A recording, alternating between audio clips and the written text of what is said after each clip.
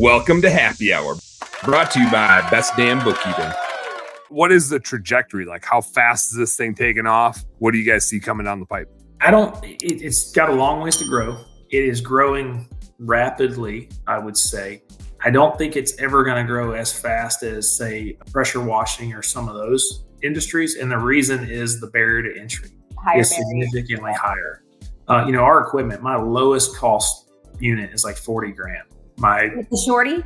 Well, that's the skid. Like that's the leverage-based skid that we just came out with, right? That's my lowest cost unit, right? You can go buy, pressure washing. A guy's goes buys a Ryobi pressure washer at Home Depot for $300 and says he's a pressure wash business, right? Builds a website. But at the same time, couldn't a guy just roll up with a pressure washer and spray out a garbage can horizontally? No, he could spray out 3 or 4 and he's going to quit.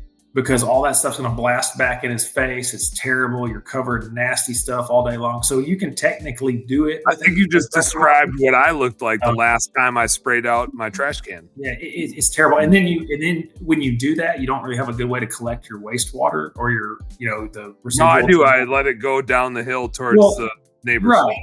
Right. But we don't encourage that too much. Okay. And then all of our systems are. All of our systems are hot water too. So a lot of your sanitizing has come out of the hot water system. And again, most pressure wash companies don't even have hot water on their rigs, right? They're using all small chemicals.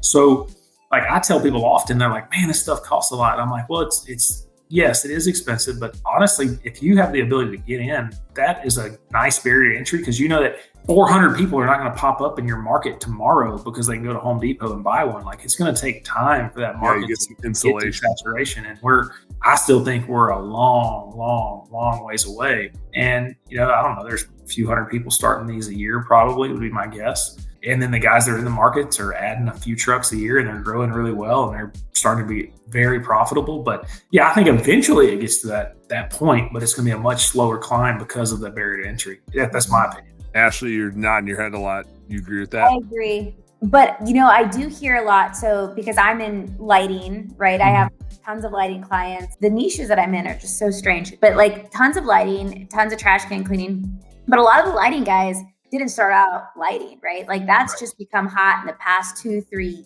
years. Some clients 4, but a lot of them started out with their exterior cleaning businesses.